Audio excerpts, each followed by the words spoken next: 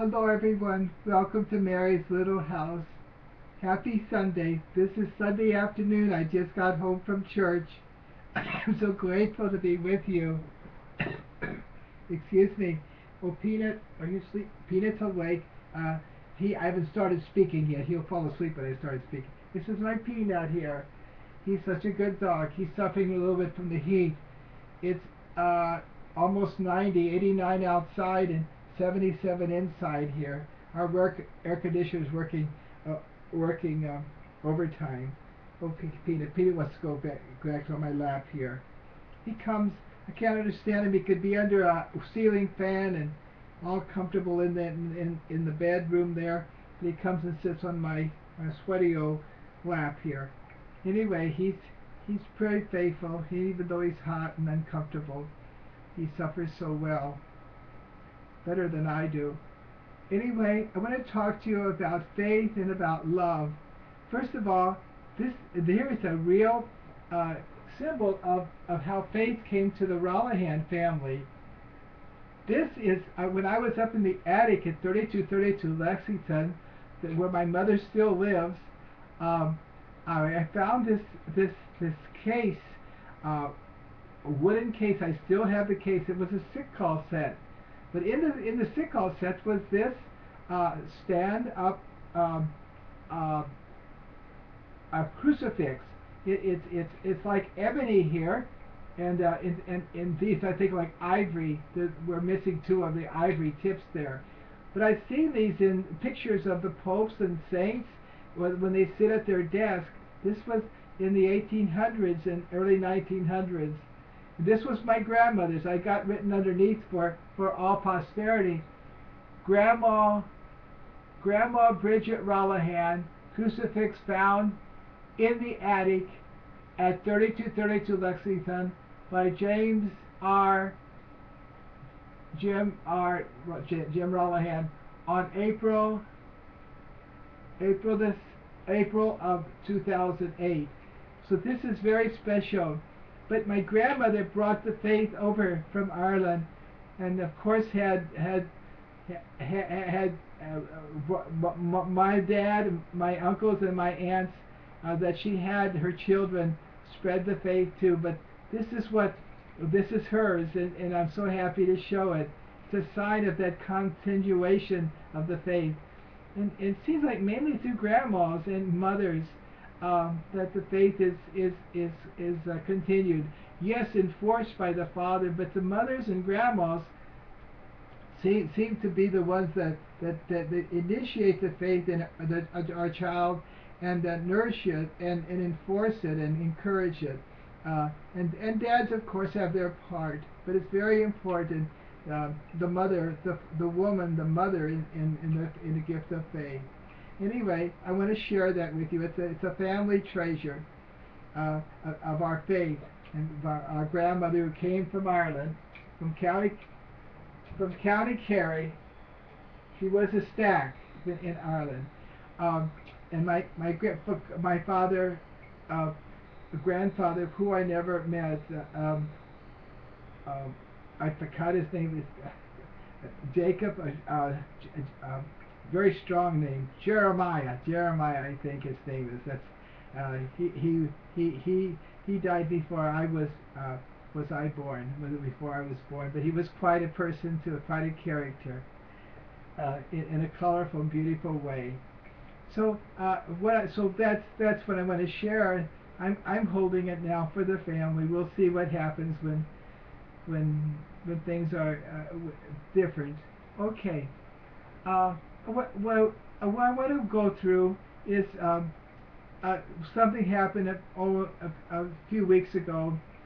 It was in our area. The gay pride parade was happening, and it was very uncomfortable for people in our little community. And one of the priests got in his homily addressed the uncomfortability of it, and he talked about Christ's compassion for everyone, that included everyone, that didn't exclude anyone. He went to the little, the wretched, the outcast, the marginalized. And he really did a beautiful sermon on it. And I was resonating with it at all. At the same time, he forgot to say he wasn't, that he, and I know him personally, that he also saw that gay marriage is not according to natural law, not according to God's will, that it's not exactly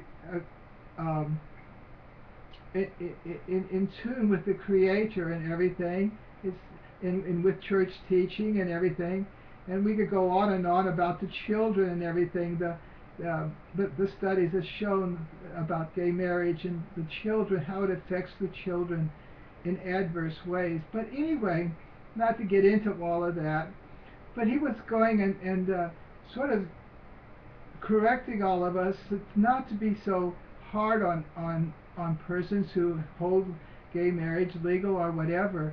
And I agreed with him, but he forgot to recognize that these are this is a disorder or something like that. He didn't say anything about it.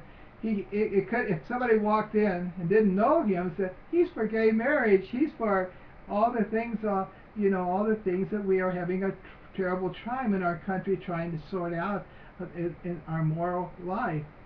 So, I knew people in the congregation, and I knew that this is how it would be taken. Anyway, I prayed for this, that there will be peace. And Father was right. Father, we're to love everyone, no matter how extreme others' views are, or whatever. Never to even, and Father quoted Benedict XVI when he was a pope, handling a lot of these situations regarding homosexuality, and he wrote a very strong paragraph lamenting how it is that persons with a same-sex orientation are treated, and he said he condemned it outright because everyone is entitled to dignity, no matter where they stand in this moral issue or that moral issue. The abortion issue, Father said about that too. He was loving we got to love the abortionists too, and got to love the people and love them and respect their human dignity. Now, in saying that, I knew he wasn't promoting these things, but only saying that love comes first. When we try to spread the kingdom of God, spread the truth of our human dignity and everything. Well, anyway, I know that it had ramifications, and I was suffering hearing the homily. I agree with everything Father said. He just didn't say enough, that to acknowledge that these things are not according to the natural law, not according to for the good of the ones who deserve a mom and a daddy and the other things like that. But anyway, he didn't get into that, but he sure got into dignity and love and compassion. And I said, yeah, that's right. But anyway, it couldn't be misunderstood. And I see a great polarization around abortion, same-sex marriage, and everything within our church community, within our culture, general culture. And I always say, what will happen? And Father was right. He just left out that part that he acknowledges that there are some disorders or things that need to be changed for the good of the common good. Anyway, what will change is love. Yes, to love, to encounter the abortionists or the same sex marriage kind of thing. Love them. We're only going to accomplish anything by love, by compassion. So Father was right on that. He left us all sort of drooping down, because he was really hitting the dignity for persons, demonstrating out in the streets and all that for gay marriage and gay rights and things like that. Anyway, but anyway, I see what my point is, and I see when I encounter persons with same-sex tendencies or anything, and I encountered many. I just love them, and don't argue with them. But I do, because we always say love is based on truth. It would be the greatest unloving thing to do is not to tell them that these things are not according to God, the Creator.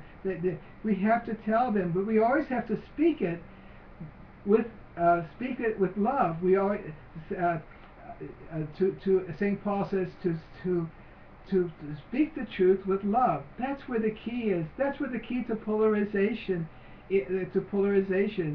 We could face these people who are for abortion or who are for same-sex marriage, these hot button issues, with are for the political party that seems to be trying to take our liberties away, our freedom of religion, the First Amendment freedom of conscience. We can talk to them and love them. Yes, we have to vote, we have to do all those things. We'll roll up our sleeves and work for political change. But at the same time, we can love them and pray for them and be kind to them. We should never use harsh language or condemnation. Jesus said, I didn't come to condemn the world, but I came to raise it up. So his way of doing it is by love, and that's my point. Yes, we could recognize that these things are moral evils, are disorders, natural disorders, but not to condemn, but to love those. Like St. Augustine says, to love the sin and to hate the sin. Oh my goodness, to hate the sin and love the sinner. In a way, it applies. Many of the people are very sincere on the other side of these issues, and they're really fighting for what they think is right. But the only way we could ever change their hearts, and that's what's needed to be done. We have to get the laws straight and all that, is by our love and our prayers and our sacrifices. Even with our Muslim brothers and sisters, Saint Francis of Assisi, he was ready to be killed by the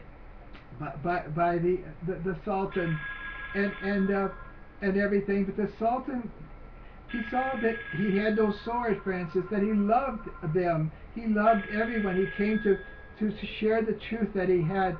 And the Sultan never killed him, and the Franciscans, even in the middle of the wars on the Holy Land, let the Franciscans come and go and to take care of the shrines, the holy shrines in the Holy Land.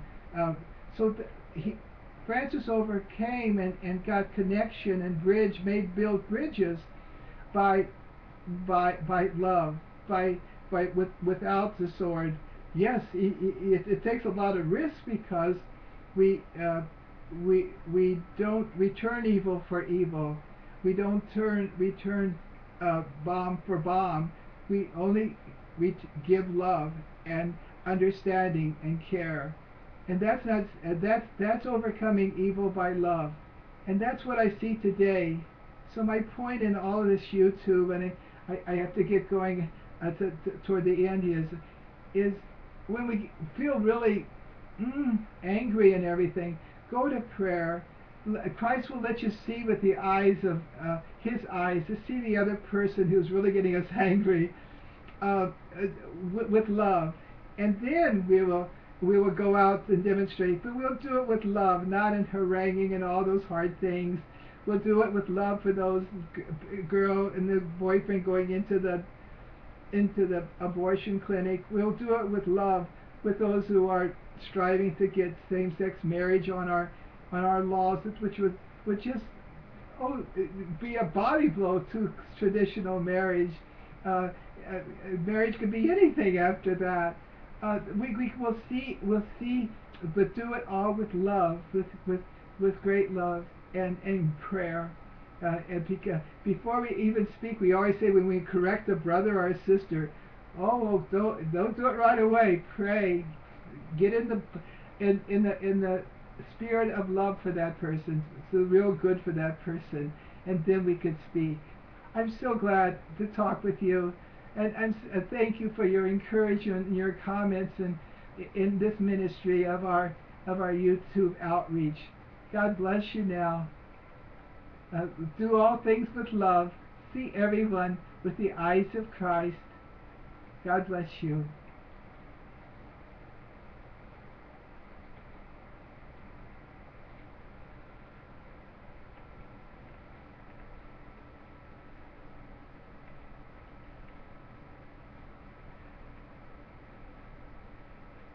So good to be with you. I'm just trying to turn off the computer. I lost my screen and it's okay. I'm coming back again. God bless you for your patience too.